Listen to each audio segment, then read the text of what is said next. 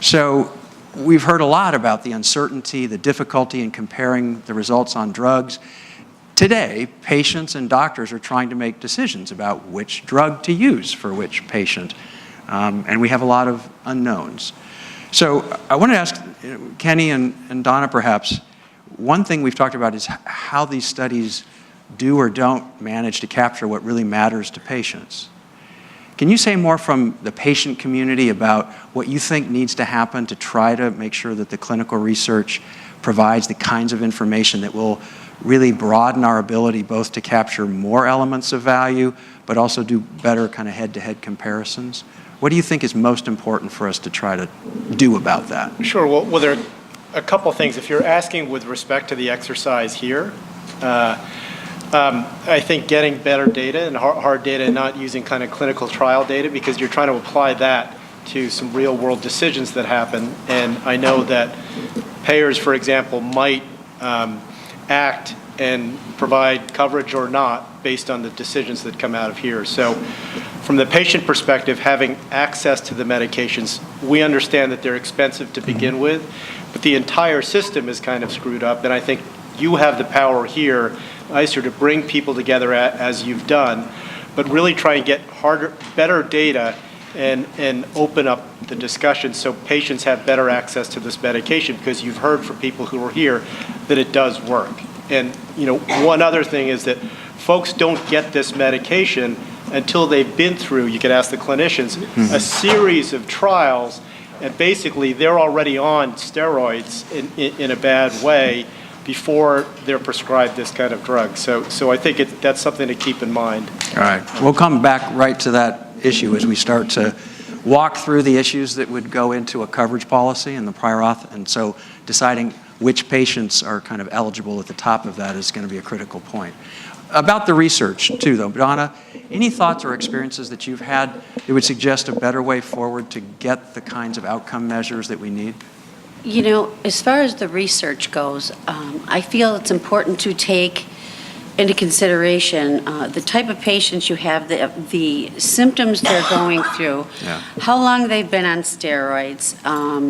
For myself, I've been on steroids for 8 years.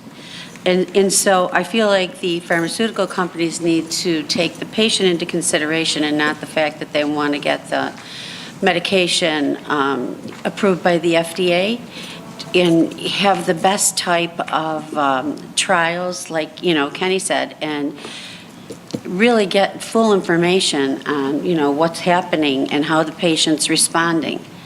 It takes a long time for the medication to be approved, and it has to be out there for us. We need to have this. So that's just how I feel about it. All right. So manufacturers, and I'll figure out whom to pick on in a second. So a couple things. The quality of life conundrum here is really hard to understand. And if I were a patient, I'd be furious that the clinical research community hasn't figured out how to come up with a decent quality of life measure. There is the EQ5D, which is used across the board for a lot of different conditions, and it's kind of, in Europe, it's the summary tool, and even here in the US. So I assume that some of you have used the EQ5D in your studies. We didn't see any of those data published. We saw other measures, each of which came in for withering criticism as not being adequate to judge quality of life. So what's up?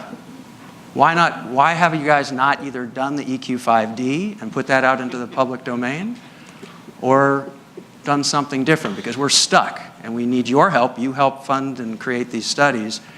What about a better quality of life instrument, Mark? So we did not... Sorry, can you grab the microphone again? We did not check the EQ5D in our clinical trials program. I think we really stuck to those measures that we thought would satisfy the regulators, as is typically done in phase 2 and phase 3. No, but to be fair, in Europe, you're going to have to submit a dossier. Right. It will translate everything you've got into an EQ5D. Right. So you didn't measure it in your clinical trials? No, I don't believe we did. Because?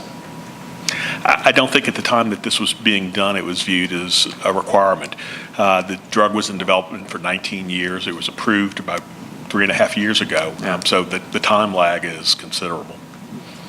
I think that we need to come up with something better than what we have now. I think that there is validity in AQLQ and St. George's, but I think the title, quality of life, is aspirational rather than factual. I think it's something more akin to patient perceivable benefit, or something less certain. I think what we do need to come up with are ways to capture quality of life events, like can you travel cross country to stand in someone's wedding, not have to cancel at the last minute. That's very difficult to do. The Deloitte study that I quoted to you said only 4.5% or less of asthma costs were patient care. I think that they cast an extremely broad net. And it really, if you look at the two ends of the spectrum, the greatest good for the greatest number and the greatest good for an individual, it really skewed towards greatest good for the individual. But we need to find somewhere in the middle what are valid costs to assign for things that are very difficult to assign. And then we have to assign a dollar value to those. And it's very difficult for a pharmaceutical company to do that. I think that this is more of a governmental thing to do. So you're calling for the United States to have a single payer and to have a NICE-like entity to do this? I just want to make sure I got that right. I'm calling on the United States to have standardized yardsticks in several ways, so that when payers, whether it's government or non-government, has to make a decision, they can compare across studies much more readily than they can now.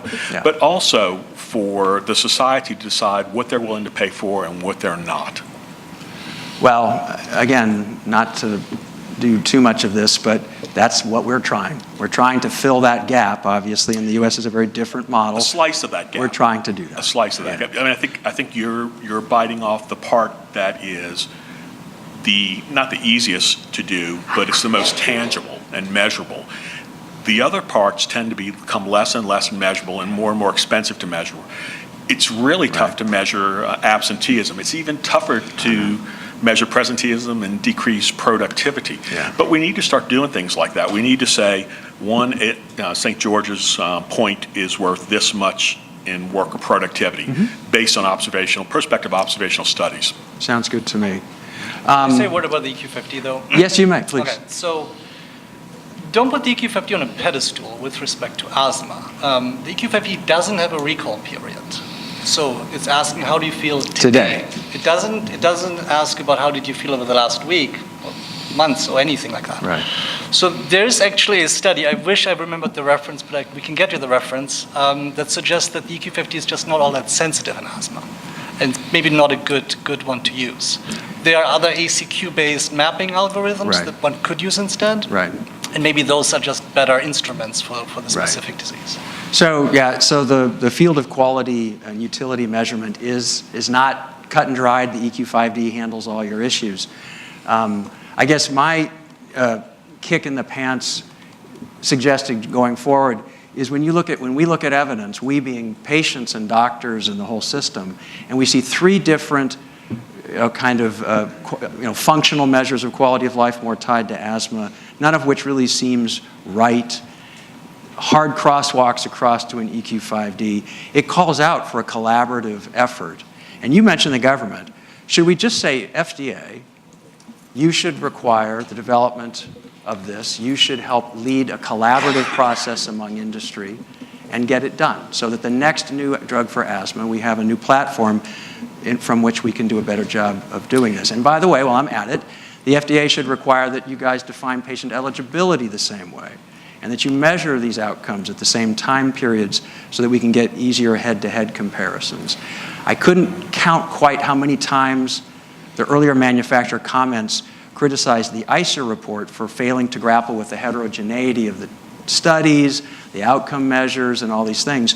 That's ultimately back on you guys. We look to you to create a cohesive package of evidence, not only on your drug that will but help patients and doctors compare them. Ben wants to kick me back first, so go ahead. No, not at all. A couple of things. Number one is, the FDA guidances for drug development, particularly in asthma, evolve over time as our understanding of the science evolves. Right. So they're not static in terms of when they're developed. They do evolve over time. And so at the time when you do your clinical studies, you need to reflect the standards and the guidance of that time period. And over time, as science evolves, it changes. To get back to your earlier point about quality of life, it is a very challenging subject. It's not because people have not tried to look at developing new instruments. The bar set in the U.S. by the FDA for a long period of time was extremely challenging. And the division, the SEAL division that deals with the approval of these instruments made it quite challenging for industry to come up with a newly validated instrument. So because of that, industry, unfortunately, has gone back to some of the instruments that have been validated in the past, mostly because they've been grandfathered in because of the amount of use. So we've been left with either SGRQ or AQLQ. And to be frank, I mean, I agree with what was said earlier that FDA doesn't look just at the mean changes. They look at the percentage, the proportion of responders, because for AQLQ and SGRQ, there is a validated MID. And when you look at that, you see very different results than you do when you look just at the means. In the Xolair studies it just got published, we did a review of all the randomized clinical trials, and the proportion of patients that met the MID of 0.5 was between 60 and 80%. And so the mean is helpful, and I'm not saying you shouldn't look at mean, but I think you need to look at mean alongside with the proportion of responders where there's a validated definition of what a response is. Okay. Mark, did you have something as well? Ben really captured it well. Okay. All right. We want to keep up with the science, but that creates differences in drugs that are only 2 or 3 years apart in their development cycle. Right. Okay. So I hear that, and we'll still chide the FDA a bit for its, it may be a lost opportunity to do a little bit. Because, I mean, you guys know in areas like congestive heart failure, chronic condition, flare-up, we have a lot better quality of life tools, a lot better ability to capture quality of life. No reason that asthma couldn't be in that position 2 years from now. So I think I'm right in this number. NHLBI, National Heart, Lung, Blood Institute, only 10% goes to lung. Good point. Good point. Okay, so I'm going to pivot back and again continue to look at the clock a little bit. Let's talk about clinical practice and how that feeds into thinking about payer considerations around coverage. We're going to save the price aspect as kind of the dessert at the end of this meal. If research was I'm not sure what we're going to call that, but time to dive into kind of clinical and as it feeds into prior auth. So turning back to the clinical experts, payers are going to look at the evidence and talk to clinical experts and try to figure out what is uncontrolled asthma, what is moderate to severe asthma, who really should get these treatments, what treatments should they have been on beforehand to know that they had maximum, optimal, best usual care before they might need one of these new drugs. And we'll talk a little bit about that tension, about whether there should be some maximization of usual care before coverage is given to these new drugs. But if you, again, were to start to kind of advise them, what's best care? Let me start there, actually. What's the best care before using a biologic? Can it be standardized from a clinical perspective? Can it be standardized in an insurance policy? Because they do. So how do you view I mean, there is a standard out there called GINA, and it's GINA Step 5 therapy. And so that means you're using a high dose of inhaled steroid plus another long-acting bronchodilator. Right. And clinically, that can be a long-acting beta agonist, or it can be a long-acting muscarinic antagonist, or all three together. So let me ask you about the all three, because my understanding, at least from some sources, is that all three is starting to become viewed as state-of-the-art. It's not hardwired into the clinical guidelines yet, but that many clinicians would view that they should be on 3 before starting a biologic. So what's your view of that? That's true for COPD. It's not true for asthma, nor has it been proved for asthma. Okay. In that regard. So the data right now is that, they seem to be potentially interchangeable when you want to add them to an inhaled corticosteroid. I would argue from an economic standpoint but also from a medical standpoint, is that putting patients on multiple drugs is not a good thing as well when you have some of those drugs not working, that have their own associated side effects as well as cost associated with them. So I usually will add a therapy like that, assess it over a period of time, and then stop it if they're not responding, because otherwise we just get into this polypharmacy issue. So, and Dr. Semino, you agree basically Yes, totally agree with what drugs. Dr. Mario said. It's basically I inhale corticosteroid plus one controller, or sometimes two. It depends, again, if it's one is working and there's one is dead, and then one you can do that too. But it doesn't have to be 3 agents altogether. Okay, so 2 agents. And Steve, could I ask? Oh, sure. When you just said you start somebody and assess them, could you tell me a little bit about that? Because why would that be any different than some of these biologics in your way of assessing? It's not. I use the same tools, which is measure asthma control and measure lung function in those patients, and I stop it if they don't respond. Okay, so let's play around further with some of the criteria that would be, or certainly are already in the coverage criteria, which are available publicly. So you can go and look at Aetna's, or I've got Aetna's and Cigna's, I think, here, just for reference. But let's talk again, because the FDA has labels where they frequently give a lot of potential leeway. They use words like uncontrolled. It is in here. They use words like moderate to severe. And then an insurer has to decide whether to create some criteria that will mean that you meet those words or not. So I wrote down some quotes. Again, an uncontrolled, moderate to severe eosinophilic asthma. Almost every single word there could be defined empirically. It could be defined in a gestalt way. But a lot of the coverage policies talk about number and severity of exacerbations as a way of defining what's uncontrolled. Clinical experts, does that make sense as a way to decide what's in your mind, moderate to severe, especially if we want to pitch these towards the severe patients, as, forget her name, sorry, the doctor from TIVA this morning said, this is really where the value lies, clinical and otherwise. How do we define moderate to severe? Do we use severity or number of exacerbations? Yeah, I think exacerbations is a very important phenotype to identify the type of patient that respond to biologics. All the biologics have required that, at least one or more. And clearly we know for all the biologics, the more you have had that in the previous year, the more likely you're going to have a response to a biologic therapy. As we know, our counterparts across the pond have required a much higher cutoff than we do here in the U.S. They, for example, for omalizumab, require 4 or more exacerbations in the previous year. And so I do think it's important to recognize that this is where the drug tends to work, and that's why the primary endpoint has been reduction in exacerbations, because there's a good signal there to help improve patient care. Curious, Kenny or Donna, do you have a sense, like when you think of how insurers should try to define what moderate to severe uncontrolled eosinophilic asthma is? My guess is that your instinct is to want to leave those boundaries as broad as possible, to leave the flexibility.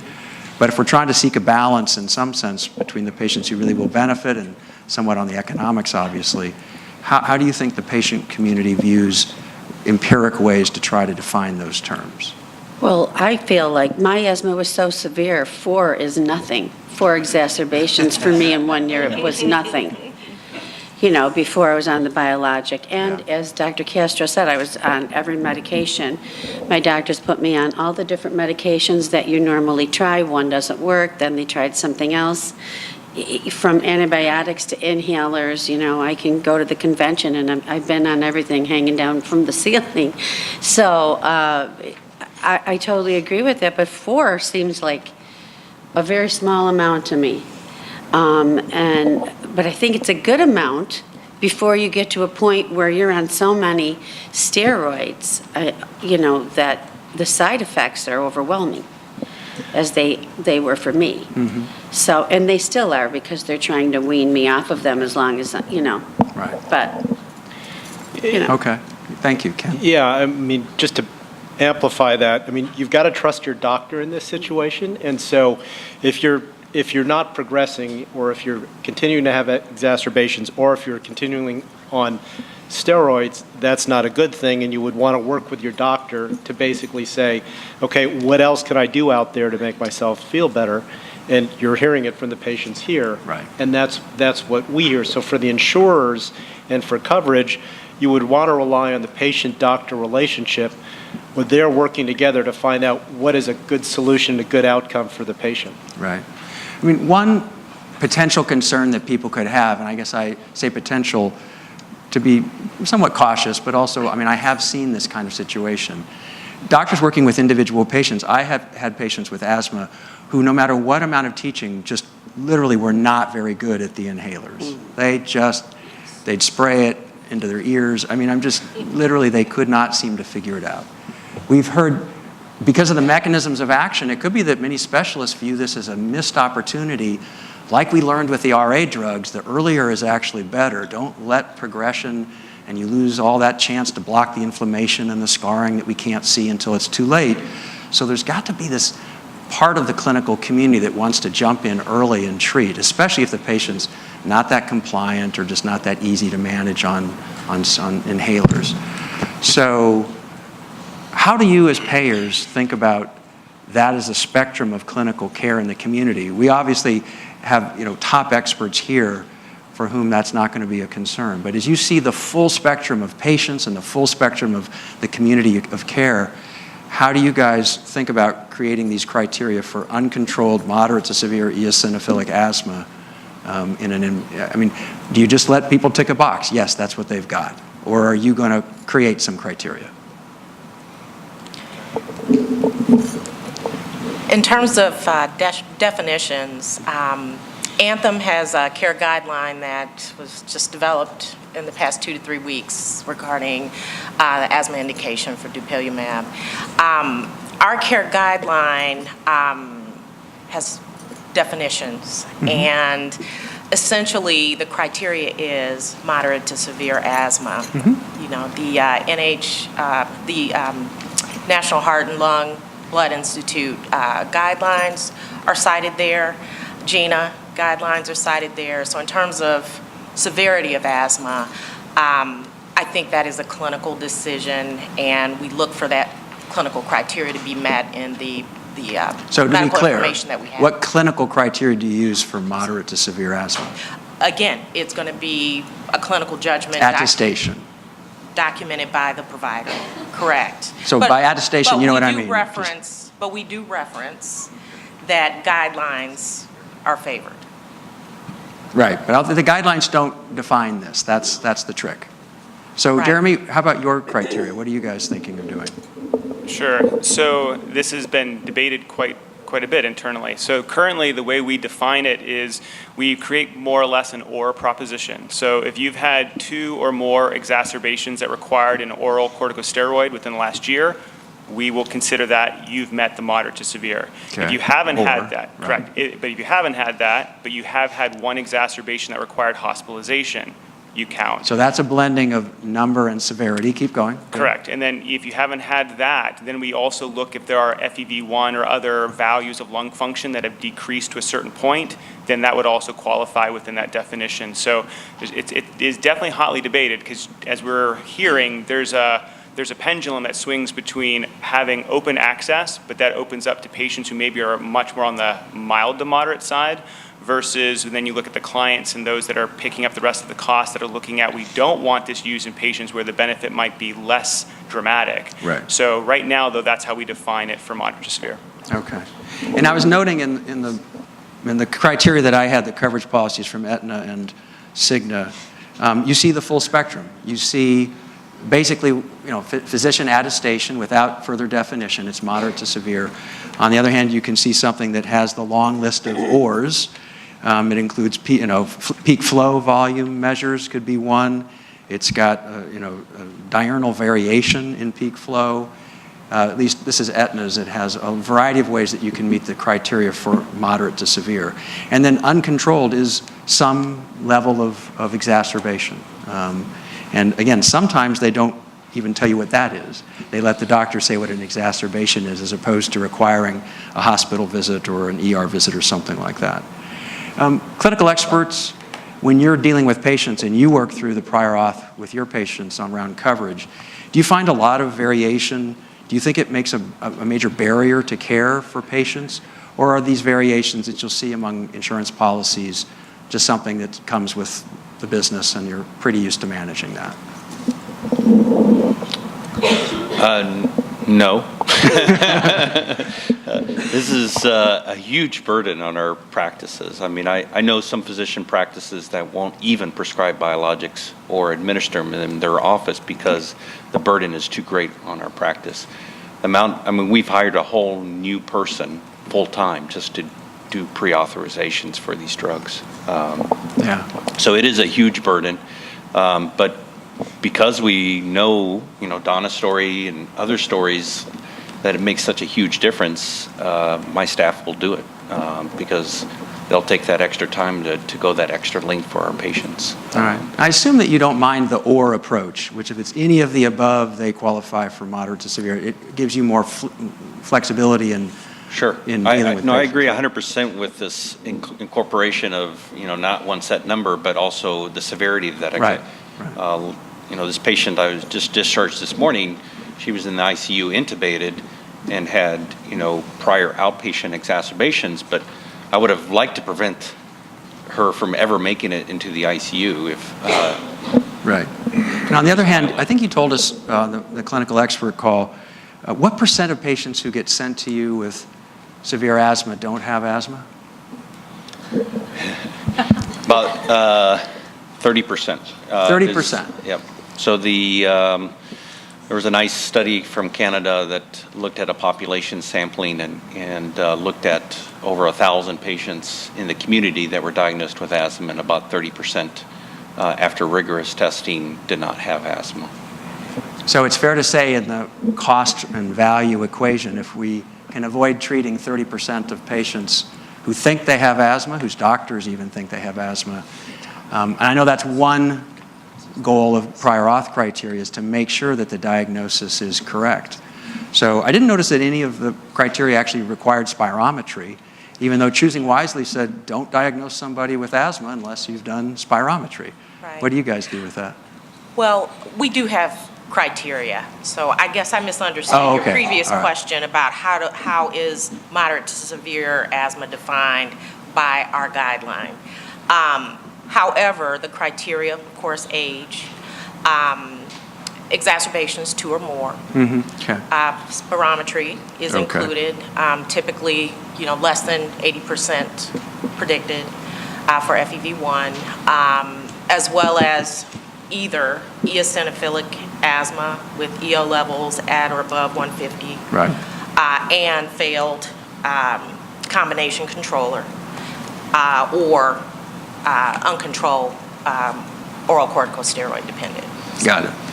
And either Kaharu or Dr. Castro, sorry, I forget your first name all of a sudden, Mario, is the burden that you have to get documentation of some of these features and actually Xerox things and fax them through, or is the burden just literally having all these fields to tick yes or no? Is there a documentation burden that is embodied in some of these?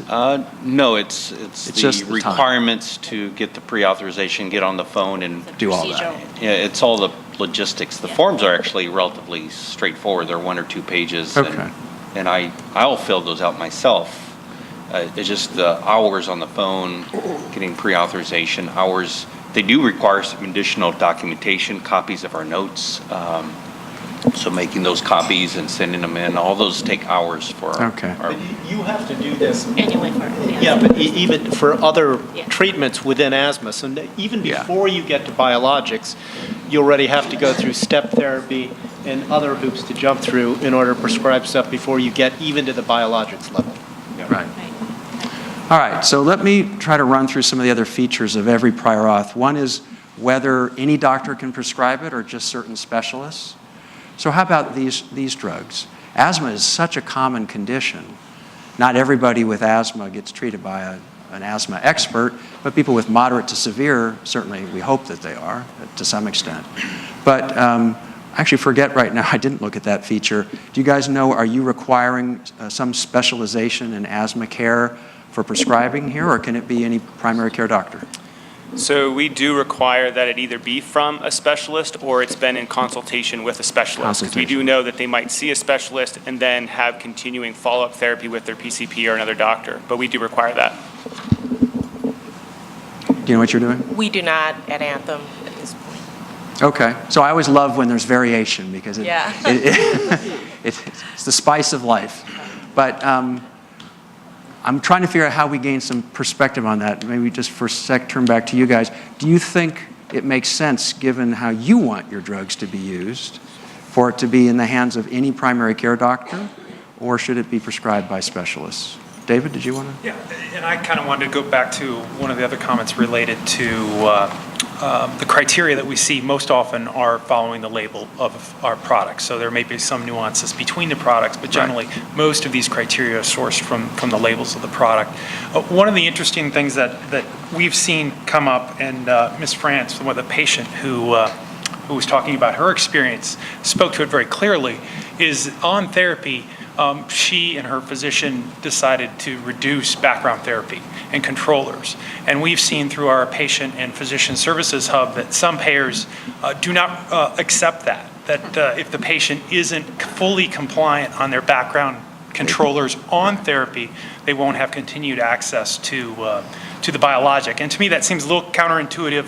I know we didn't study that in the studies, but it seems part of the goal of the therapy is to reduce that. So I know ICER didn't consider that as part of the cost reductions as well, because we didn't study that. Patients had to continue their therapy, but I'll defer to Dr. Castro. I think we see that all the time, and I think it's one of the benefits. And I think aligning criteria to allow patients and physicians to decide if background therapy can be reduced is important. So you get to have a very powerful soapbox, the two of you. Do you think it makes clinical sense, and by extension for payers, to keep covering biologics if the other treatments are withdrawn or reduced? And by other treatments, I mean the basic two that you're taking to qualify for biologic treatment in the first place. An inhaled corticosteroid and long-acting. Sure. I mean, I think it's... so you should go off your inhaled corticosteroid? Right. Actually, this is like like a predicted results that we didn't really see, when we were doing these clinical trials. But I have seen sometimes by my guidance, and sometimes they just did it on their own, that they actually did reduce their dose, or some, I have few that they completely discontinued because they didn't want to take it, they were doing too well. But anyways, it comes with, if it was justified with the use that was coming from the clear indication, and with a documented eosinophilic asthma, and then there's clear benefit, I mean, I think that really does make sense to continue with coverage of the medication. And I think also, we talked about two controllers, but a lot of time they also are on this high dose inhaled corticosteroid, and maybe another inhaled corticosteroid too. So there is the oral steroid burden, but also the high dose inhaled corticosteroid dose burden that they have over years as well too. And those dose also to many patients that we can actually reduce as well too. Dr. Castro, in commenting, is there still some baseline background care that should be required? I advise patients to stay, our target is to get them off of oral steroids first, and then get them to a low-dose inhaled steroid as kind of maintenance therapy. I do think if you're really thinking about discontinuing therapy altogether, that you probably should reconsider a trial off of the biologic at that point, right?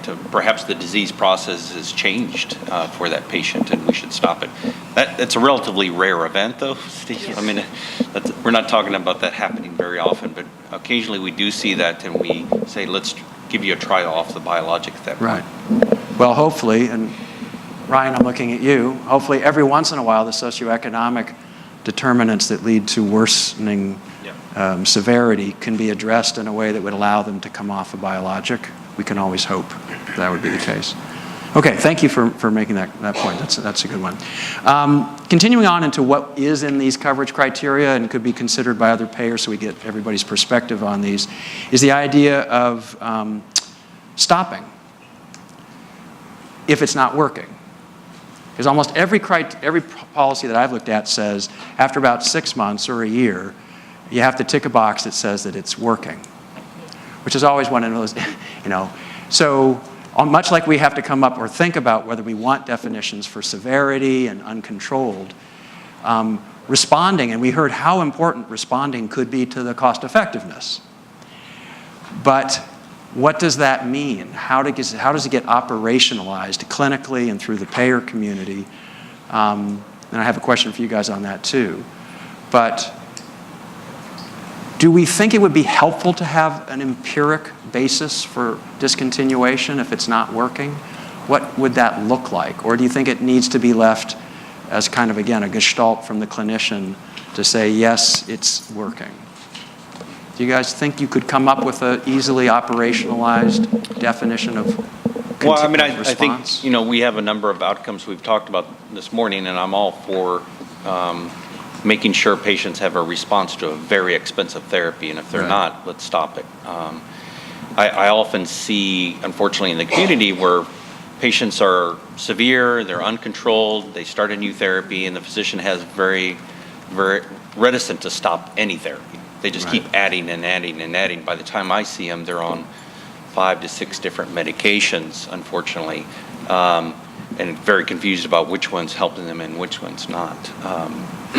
So I do agree. I use asthma control test. I use the lung function, their history of exacerbations over the last 6 to 12 months. All those are parameters that if they've not improved in any of those parameters, then I would say stop the therapy. Are there, forgive my ignorance, are there guidelines that stipulate what response to therapy looks like? The guidelines right now are relatively vague. So the GINA guidelines, the U.S. guidelines say reassess their response every 3 months, basically, and do advocate for de-escalation of therapy, but do not go out and define that yet for us. Yeah, I mean, again, being a former primary care doc, all of us in the hospital and elsewhere, we've seen patients who, even if the prescription isn't working, for some reason they've still got it. They just have something else in addition, and they come in and they dump the bag in front of you, and it's just kind of, they don't even know anymore what's working and not working. It's just all of it's not working. So this idea of coming up with a response threshold, I was just looking at Aetna's. They have a long list of what response must be as documented by decreased utilization of rescue medications or decreased frequency of exacerbations or, again, some of these are still relatively kind of qualitative in a sense. But have you guys thought about if and how you're going to define continued benefit to kind of merit further coverage? What have you guys, how have you guys conceptually gone about doing that? Marcia? So our Anthem guideline for continuation therapy, the criteria includes an assessment after the initial 12 months, and then 4 basic criteria that essentially looks for clinical improvement. So improvement in FEV1, symptom improvement, decreased frequency of exacerbations, and decreased use of rescue medications. Okay, how about you guys, Jeremy? So we'll do an initial approval for 6 months, so we'll keep it at a shorter window of time and then have it re-reviewed, and in that re-review is where we'll ask the question about a response. Today we actually keep it kind of general. We're just asking the clinician, has the patient had a positive response to the biologic? Some of that is because it is relatively ill-defined what a true response is. And it's also why we included the question up front that it's from or in consultation with a specialist. The thought being is they're going to be a little bit more attuned in knowing if the patient responded. But quite honestly, something like this with our consultants, they'll begin to ask us questions about, well, how do you know they really responded? We obviously try to avoid documentation in our reviews if at all possible, because while we obviously know it's a burden on the prescribers, it's also an internal burden because we have to review the, we wish it was 1 page of chart notes, but it's usually 30 pages of chart notes that come in that have to be reviewed. So we try to avoid that. But there'll be a lot of questions as a result of this discussion today, I'm sure, about particularly this question of how do we know they responded. Yeah. Can I just add? Oh, sure, please, Donna. It took 8 months for my biologic to start working. And had I not been on a trial for 3 years, after those first 8 months, I would have been done. And I wouldn't be sitting here today. That biologic saved my life. And so that's the hard part. Where do you draw the line? And, how long do you give it to work? Because everybody's not the same. All of our bodies work different in the severity of asthma. There's no two alike. So you have to give it some time to work. So it was interesting. Before there were multiple options, that was perhaps even more important. Now I wonder if people's thinking is if it's not working after 6 months, you've got other options, so you might want to try switching to one of the other biologics. So it's not like you're going off of a biologic, you're just switching them. But I was going to ask you, because this has been so central to a lot of the discussions today, do you guys have any real-world experience? What % of people who are on these biologics say at 6 months that they're not getting a benefit and therefore go off of the treatment from your data? Do you have any idea? I don't have data, but our continuation requests are at 12 months. So, at 12 months, okay. Yeah. Do you have any, okay, but you don't know the data here. don't. I didn't ask you to look at it beforehand, but I'm kind of curious if you have an idea. Yeah, the prior auth that we have on the biologics is pretty typical and about an 80-20 approval denial rate on initial review. At 6 months. At that first review, but after 6 months when they renew, it's very high approval rate. We very rarely see someone saying the patient didn't respond. Okay. Yeah. That was what's interesting is we might find doctor attestation of response superior to the clinical trial data, is my guess, just because it's hard sometimes to make a definitive call that it's not working in an up and down condition like this. So that's interesting. We need a whole nother hour, folks. You're willing to stay with me? Okay. I'm going to take as a stipulation that the room agrees to the idea that if a patient has a beneficial response to one of these treatments and they switch insurers, they should be grandfathered into coverage for that biologic without having to document anything. Stipulation? Agreed to or not? Uh-oh. Well, I'm a patient, so I say yes. Yeah. We do have a grandfathering policy, however it is with medical record review. Okay, that interesting. Review, what would they review? Response, because the idea is that they've had a beneficial response. They look for review of what, do you know? Documentation of the clinical condition and that it's been treated and cared for appropriately. Okay. Go ahead, Jeremy. So if we have lives moved to ESI from another provider or benefit PBM, we will onboard their approvals. So if they had one for, say, Fasenra, they'll have one with us when it first comes over. The difference, this is what's tricky though, is it could be that our criteria is using different definitions of severe, different eosinophil counts, different whatever than what the previous insurer provided. So even though the approval carries over, maybe our review is less aggressive, and so they'll definitely get approved again. Or maybe ours is more aggressive, and now they won't get approved when they were approved before. So it is very tricky. Now, the good news is with ours having the renewal, we ask that question up front. Has the patient already been established on the medication? Because now we're not going through the whole litany of questions. It's more about, are they benefiting from it? Okay. So assuming they are, they could continue. So I guess that was my key focus, which was that if the physician attests to a history of benefits on this medication, that suffices. You don't have to go back and do a further dive into whether they were on the 2 originally and then had, so I'm right? That's how you operationalize it? That's how the PA would operate. What doesn't exist today, but because this is a growing class, it's becoming a much bigger question, is whether or not we're going to start stepping between these drugs, and that would change everything, of course. Right. Okay, step, you beat me to it, but I better get there anyway. Okay, so step therapy is incredibly topical and controversial all at the same time. The Trump administration has proposed expanding the use of step therapy in Medicare. Private payers have been using it more, especially as tiered formularies seem to have lost some of their ability to steer patients to different kinds of treatments. So now we've got mepolizumab, reslizumab, benralizumab with similar mechanisms of action. You can't say they're identical, with a lot of overlap in their FDA labeling. I assume that that opens up the opportunity for payers to think, if there's not evidence, and the vote here was such that the evidence can't distinguish on a population basis whether one's better than the other. So if you can use step therapy and go to the manufacturers and say, if you'll give me a better price, we'll give you more market share, isn't that a win for patients? Isn't that a win as long as they can ultimately get the other options if the one that they try first doesn't work? So are we headed towards a lot of step therapy in this area? What do you think? So heading there, yes, but only to a certain degree, because as what was clearly delineated today is that these drugs are not the same. They don't have the same FDA approval. They weren't studied in exactly the same populations. They're not all eosinophilic type. Some are corticosteroids, some are maybe more IgE. So I think everyone in the room knows this. We can't just step anything just because we want to, right? We're going to have the clinical guidance behind it to do it. And right now, that's more limited. We can't take all 5 and just pit them all against each other. In an ideal world, for someone like me, I wish we could, because you're right, more competition, we could drive that way. But I think we will for where we have that overlap and we have the guidance to step. So in that case, you would do prior auth to help identify where they overlap, and if they do, that's where you could apply the step therapy. Am I right? Yeah, exactly. So you would put them through into a prior authorization, and where the indication is overlapping, if you have a preference, you can then steer to that drug. Okay.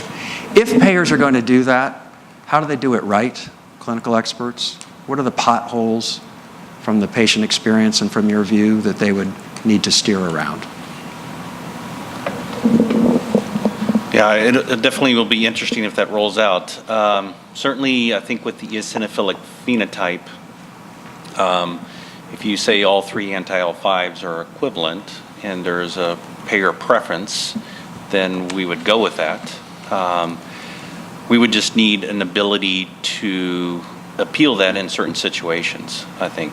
I think some of the discussion earlier about weight-based therapy, I think, is valuable in certain patients, and I prefer, sometimes to go to a weight-based treatment strategy for certain patient populations.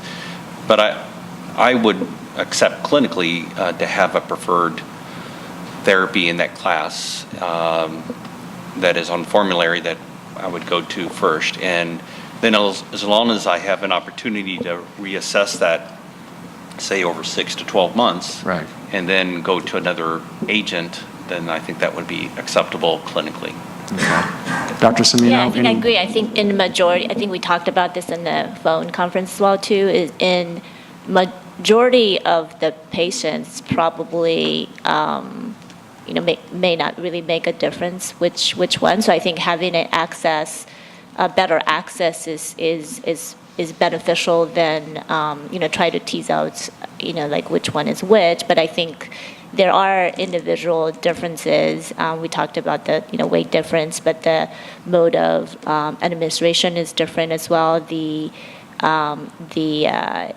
frequency is different, especially for working individuals with whether they need to come every 2 weeks or whether they can come every 8 weeks. That's different as well too. So there are differences that in some patients it will come into play as well. And if we talk to treating individual patients, so I think as long as we have individual way to individualize once the formula one doesn't work, I think it'll be okay. And I think it's good. Overall, it's a good thing to have a preferred formulary medication. Okay. And one other question for the payers then. We haven't talked about that IV versus sub-Q distinction in a while. And obviously that changes how you pay for it sometimes. Sometimes it doesn't. But does that play into your thinking around step therapy? We had one condition recently where a new sub-Q version was available of something that had been IV for a lifetime of treatment. And patients really, really were excited to see the sub-Q version because the IV for a lifetime would scar the veins, would have all kinds of issues. have you thought very much about the distinction between the sub-Q versus IV delivery mechanism and how it affects your thinking around value, both obviously for the patient and from an economic perspective? Well, we would hope that having a self-administered option would offer some value. I guess with the information presented today, I'm not so sure that the evidence is there at this point. We don't have a step-based therapy approach at Anthem at this point. Each agent is reviewed individually in terms of requests, and for those biologics that have been on the market and have a more favorable safety profile, those are under care guideline, and there is more clinical judgment that can be used in terms of interpreting the guideline criteria. And some of the newer therapies are under medical policies where we have less evidence, and we try to stick to our criteria a little more strongly.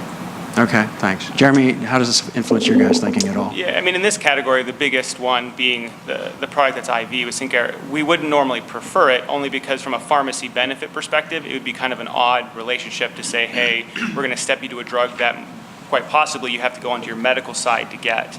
But now whether it's administered in the MD office or at home, that's a little bit less of a concern unless there's some other very significant difference in, say, frequency of administration, outcomes, things like that. Okay, all right, thanks. I know I've been ignoring you guys a lot. You ready for your turn? We're going to talk about price. Oh, no, you want me over here now? No, kidding. All right, so actually, I'm going to ask the patients first. The value-based price, if you saw in the ICER report for these treatments, was somewhere between $9,000 to $14,000, whereas currently, after rebates, they're closer to $28,000 to $30,000. Would patients welcome these drugs more? Would they be happy if the price were $10,000 instead of $25,000? Is that a good thing for patients, or are there mixed messages around that? I mean, it's a challenge with the analysis because in terms of the price, if you think about the patient, it's the insurance company that's going to cover it, right? And then you'll have your copay. So if it hits your 150,000 kind of quality measure and it's covered by insurance, then that would be good. But as your analysis is coming out right now, it might be challenging for patients, given some of the policy decisions out there of not covering anything less than 150,000 from some PBMs. So that's the challenge for patients. I mean, the drugs are expensive to begin with, but the quality analysis that was done here and it landing at we're talking about these numbers here which are very precise, because that's how we're using it. I mean, the modelers are saying, no, there's a range and we understand there are things, but the focus of this discussion is very much on price based on what the modeling was. And that's the challenge for patients. So the challenge isn't that you're thinking more about not what they would pay themselves, but whether they get access to it or not in their insurance benefit. Exactly. Right. It's a combination of things. They have co-pays as well in their patient assistance programs, but in terms of the dynamic and the discussion that's going on here, that's the challenge. Right. But a lower price isn't de facto a bad thing from a patient's perspective. Not at all. Okay, I just wanted to make sure I was... No, not at all, but it's kind of how you're throwing that price around, because you could do this analysis and basically say, given the prices that they're saying right now, this could be cost effective. You had the modified societal perspective on top of the various scenarios that you've run, or you run some sort of covariance analysis, and you might be able to get to your 150,000 quality or less. Okay. So now I will come back over here to you guys. So it's interesting because, as you know, and many of you have been involved with ICER reviews before, we've found treatments for psoriasis, monoclonal antibodies, severe long life-term condition at a higher price, aligned with the benefits to patients and the quality of life measures without extending life, just improving their quality of life. Even one of the same drugs today, when used for severe atopic dermatitis, at this price. Moderate to severe. Moderate to severe, thank you. And you were very clear with that. Actually, severe, but that's all right. That at the same price met this alignment of the benefit to patients. And we had some of the same issues, well, actually different issues there. It was a lot of people don't recognize how serious it can be to have severe atopic dermatitis, how it can affect your quality of life. Moderate to severe. All right, so smart guy. So answer me this. So why not do an indication-specific price with your drug in which you charge that amount for severe atopic dermatitis where it's aligned with the benefit, and in a condition where it doesn't have the same clinical bang in terms of improving quality of life, you charge a lower price. Much like there's a drug called sildenafil. Some of you know it as Viagra. It's prescribed for pulmonary arterial hypertension at a very different price than you pay for Viagra. Viagra is more expensive, I'm kidding. But it's, but there are precedents for thinking about differential pricing in the US system. There are lots of barriers to it that I'm sure you're going to start to highlight. But what about the conceptual approach of having a great drug that treats multiple indications, but being able to stagger the price so that we get better value or aligned value at each condition price point? What do you think? Was that a question for me? That was a question for you. So I'll give you two answers. There's a practical answer, there's a theoretical answer. So in practical terms, I think it's difficult to implement because you'll need to figure out what is this drug being used for. And I'm not sure if the systems that insurers have in place are there to really know for sure. You could look at physician specialty, but I don't know if that's really all that useful to disentangle where dupilumab is being used, because there may be a lot of allergists' prescriptions. Mm-hmm. Is that for atopic dermatitis or for asthma? I don't think you would really know. You'd have to do it by ICD-9 code. But I don't know if you can really implement that given today's technologies. The theoretical answer is quite different. In theory, I think you're absolutely right. What you're describing in economic terms is what you call price discrimination. Right. Price discrimination is any monopolist's wet dream. You want to discriminate prices if you can. That's what airlines do when they sell you those seats. The closer you get, the more expensive it gets, and because your willingness to pay is higher. So they're able to price discriminate these seats. For a drug like dupilumab that has potentially lots of follow-on indications, I think in theory it would be a great idea. I just don't know if it's practical to do it. All right, Ben. Yeah, it's an interesting question that you ask, and we at Genentech are very much focused on how we can be part of the solution for the healthcare system. And our product Xolair has a number of follow-on indications as well.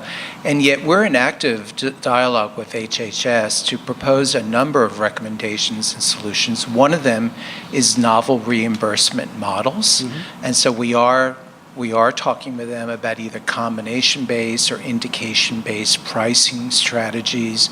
We also think reforming 340B so that it protects the vulnerable patient population as well as decrease healthcare system costs and patient costs is also important.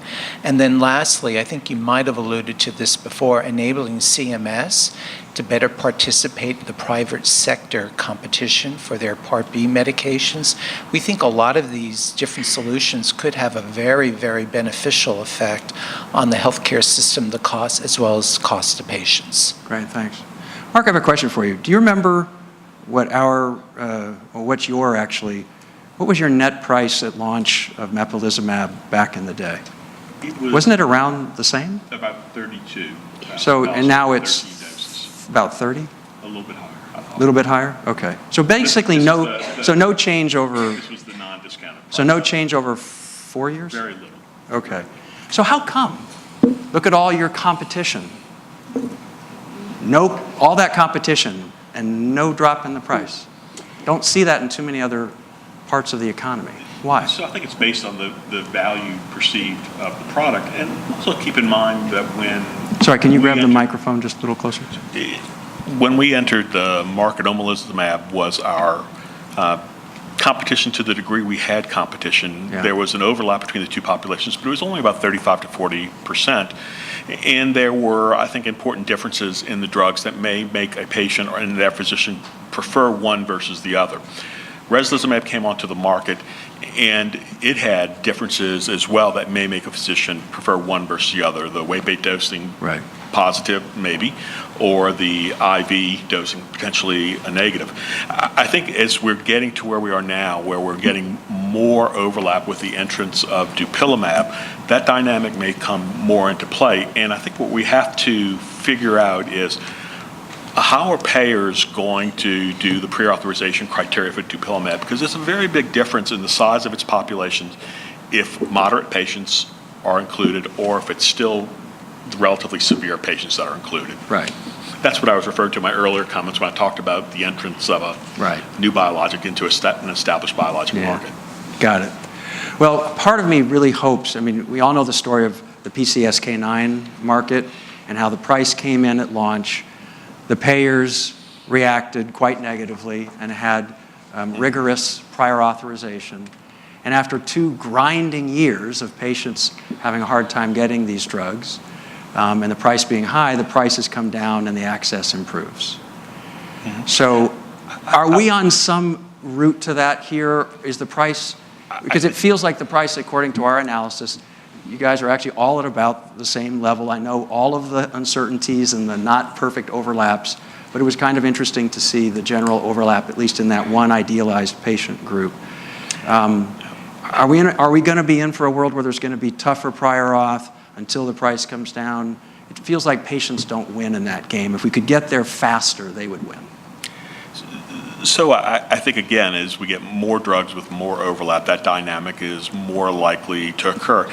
But I also think that there already has been an effect. When Nucala entered the marketplace, there was a lot of internal discussion that we should charge considerably higher than we did. And if you remember from the ICER response back then, the panelists from the payer said, yeah, we would have paid a lot more than what you're asking. Would have had to pay more, I think was well, what if they we said. had to pay more, we would have paid it, yeah. And that's, again, because we felt like we were serving an additional population and we had, at least for some physicians, advantages over Xolair. We decided not to do that. We felt like, we should respect what the market was doing at that point, that we are coming in as an addition to the market to an established drug that's done a good job for many patients. It was not appropriate to go in and say, well, because we can serve an additional 60% of patients that aren't served, we can really jack up the price until Reslizumab comes out. We decided not to do that. Okay. Thank you. Now I'm going to, unfortunately, have to close this up very rapidly to give chance to the CPAC to have the last word. We usually go around to every member of the Policy Roundtable and invite you to make a last statement, a one-sentence statement of how you would love the world to react to this meeting, what you think needs to happen most importantly next. We're not going to have time to do that today, except for the patients, because they come here. We get to come to these meetings all the time. They don't. So I'd like to invite our 2 patient representatives to have a word in which you can ask all of these stakeholders, what do you want them to do to get us to that goal of making sure that we're taking the best care we can of patients within a sustainable and affordable platform for them, while incentivizing better innovation for the future? So what's your wish list look like? Who needs to do what? Donna. My wish list is that everyone understands what it's like to go through a day having asthma. For the past 8 years for myself, it's been very difficult. And I've had 3 near-death experiences. And my wish is that we could prevent that for other people. And I thank the pharmaceutical companies and the scientists for not giving up on the mepolizumab and all the other biologics that they've been working on, and all the wonderful pulmonologists and doctors that I've had the opportunity to meet. But please keep an open mind with all of the new biologics coming out, because there's someone out there that can use them and you can save lives with them. I'm a walking proof of that. Right. So thank you. Thank you very much. And Ken. Yeah, thanks. Donna, I would just say thank you for having us here. And what you all do is really important. And I completely understand that. And I think the outcomes of this meeting, as you vote, what you say the numbers you put down in paper will have real-life implications for insurance companies and for people like Donna and others who you talked about today. So we talked a lot about uncertainty in numbers. We've talked about various scenarios here. But there will be messaging that you leave this meeting with, and it has a direct impact on patients and patients' lives. And that's the one thing that I would implore all of you to do, is to think about patients and try and break out of the mold here and think of other alternatives to conduct your analyses. All right, thank you very much. Can I ask for a round of applause for our fantastic policy roundtable?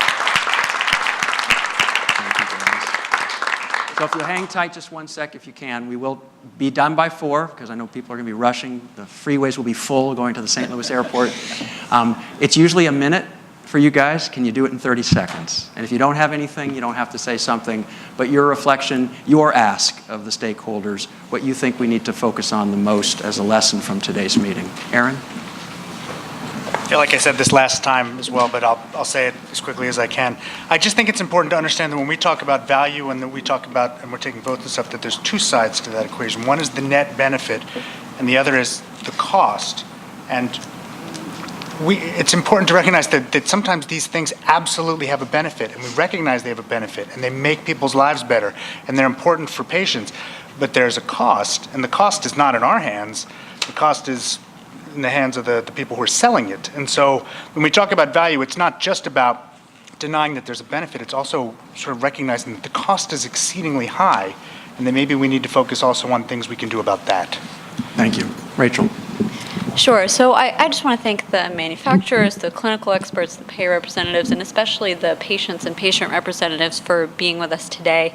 It's an exciting time to have so many new options for patients in this area, but I remain disappointed by the failure of the manufacturers to produce information that would enable patients and their physicians to choose between these new options. Thank you. Scott? I echo the thanks that Aaron and Rachel put forth, and the word that kept coming up, and Kenny just said it again, is uncertainty. Our vote showed the uncertainty in the data, and I think between the payers, between manufacturers, there's rich data out there. So to be transparent and to share that beyond the clinical trial data, we can learn a lot from these observational studies that are put together that Dr. Castro mentioned, and partner with academia, partner with each other. Predictive modeling is important in these day and age, and to use those technologies that we have to improve the decision making. Great, thank you. Stuart? I think we did a reasonably good job of advancing the integration of the patient voice into some of the hard-nosed issues that have to do with collecting information. And we highlighted the weaknesses of the measurements of burden to patients. And I think there should be an appeal to do whatever we can to quantify that better so it's measurable and then comparable. Great, thanks. Albert? So I think, as said earlier, this is a really kind of exciting time, and there's so much progress going on in asthma treatment. I think the biologics are an exciting set of medications that are going to make people's lives better. And so this is all part of progress. And so we're making progress both in terms of science, clinical care, but also have to make progress in terms of policy and costs of care. And the current report is just one point in time. It is not static. And so we're going to have to it basically calls for more innovation in asthma medications. It calls for more innovation in how we provide care to patients and how we design policies to make those drugs make sure those drugs are available. Thank you very much. Donald. Thank you, especially to the other patients and the stories that they brought to the table. As always, I would say that we need, not just here, but in many other situations that ICER deals with, much more aggressive standardization of measurements of effectiveness.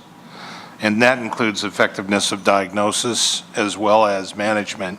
And I don't think it's just on the manufacturers. I think it's on the clinicians, and I think it's on the payers too to cooperate, because we now can also use new approaches to real-time data collection of, for example, biometric data that could be very useful. And normally I don't do this, but I'm going to steal Ryan's thunder a little bit and strongly suggest that we build in for certain populations, a mandatory environmental assessment in order to assess efficacy. Thank you. Tim.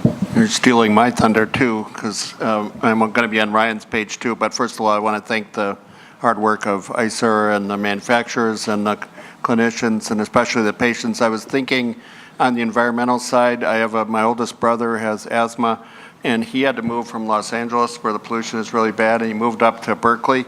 And recently he's telling me about how difficult it is to deal with the fires. So, the environmental issues are really difficult, and they're really difficult here in St. Louis, where we heard about what goes on with seasonal allergies, but also the influence of poverty and, poor substandard housing. So I really applaud those. I really say we really need to focus in on that, but I'm also going to use my last moment of time to talk about, because I've worked on the uninsured for my whole career, and when I heard things about health, quality of life, and burden, my mind always goes to the affordability of these drugs, and when I heard about costs, I actually did a little Googling here. I found a CDC website that said that 40% of uninsured patients can't afford asthma drugs, and even over 10% of people who are insured, and you talked about copays, so we heard discussion about asthma drugs being covered, but over 10% of people who are insured can't afford these high-priced drugs.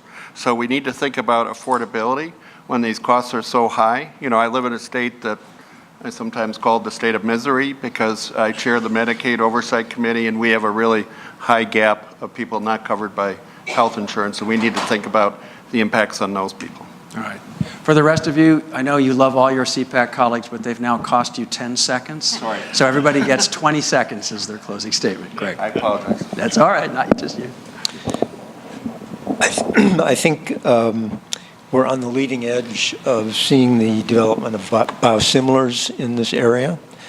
And I'm hopeful that in the coming few years, we're going to be seeing more development of biosimilars, which will bring more competition and hopefully address some of the pricing issues. I'd also echo Rachel Sachs' call for comparative effectiveness trials among these various drugs. And Steve, your comment that maybe FDA is going to have to mandate these because we're not seeing the manufacturers step up to the line. Okay, thank you. Jill? One thing I would like to see in the final report is the lack of discussion and the lack of data in combination biologics. It's probably in some of the PA criteria, but the therapeutic duplication hasn't been, we don't have any data on that. The other thing that I think is really important that we didn't discuss is physicians prescribing, their intention to treat is there, but working with claims databases, I think many prescribers might be surprised that you're prescribing this drug as add-on therapy, but you might really be surprised at what patients are actually getting filled and how they're probably not very compliant with their drugs that they're supposed to be on. Thank you, Tim. So there's a thought about a lot of uncertainty, but the model suggests that even with wide variation and some assumptions that it still didn't meet some of the thresholds. But having said that, hearing from the patients, it's clear that what they care about is getting off steroids, preventing hospitalizations, and improving their quality of life. Focusing on patients with the worst quality of life, the most exacerbations on oral corticosteroids might not reduce the quality effect of all of that, but it would reduce the overall cost to society and healthcare systems. All right, thank you very much. Rena? Thank you. Thanks. Stacy? Also, thank you. And I think Tim stated what I wanted to say about uninsured people and underinsured people. I think keeping an eye on those groups is going to be really important for these expensive treatments. Okay, thanks. Harold? I'll echo everyone's thanks and the comments that Tim, Rachel, and Aaron made. I would just also say that I think this is a very labile time for public policy, and it wouldn't surprise me if 5 years from now the public and private models for paying for these medications are quite different from what they are today, and so the world is very unpredictable. But thank you very much. I really learned a lot today. Thank you, Brian. I would like to see more in the report related to disparities related to both race and ethnicity. and mortality rates for both race and ethnicity and income, and what that looks like. I thought that was glaringly non-existent in the report. And then I would also encourage our providers and payers to look at a fairly new article in Health Affairs. One of the authors is Lynn Nichols, I'm blanking on the other, that lays out a new model for looking at and paying for social determinants of health. And I think asthma provides the potential for using that model for great gain at a much lower cost. Super. Mr. Chair. So I think on behalf of all the CEPAC members, I want to express our appreciation to Ellie and to Maggie for bringing such diverse perspectives together. So we have patients and patient advocacy groups and scientists and academics and manufacturers and health plans, all coming together, right, to have a difficult discussion, right? But it was done in a very thoughtful, civil, way, and we're not shying away from difficult discussions at ICER and CEPAC, and I think there's something that we're showing the rest of maybe the industry and our country that these types of difficult conversations can happen in a particularly productive way. And I just want to express my gratitude to the staff, because we didn't just show up here by chance. It was a purposeful, we all are here because you got us here, and we all came willingly, and I appreciate that. Thanks. Thank you very much. So just briefly to cap that off with one more round of thank yous. Yes, thank you to the ICER research team and to the logistics team that brought everything together for us here today. I'd like to thank the CEPAC. You guys really do a public service by coming in a public setting and wrestling with the evidence with us. You pay attention before we get here to the report. You ask great questions, and you really add to the context. As Ken said, there's the report, and then there's the messaging, the context, the learning. And that's where my last set of thank yous comes. It comes to the manufacturers. 5 manufacturers working really well with us to make sure that we knew their data as well as we possibly could, that we knew their perspectives on the arc of innovation and the reasons that their drugs might have a special niche in care.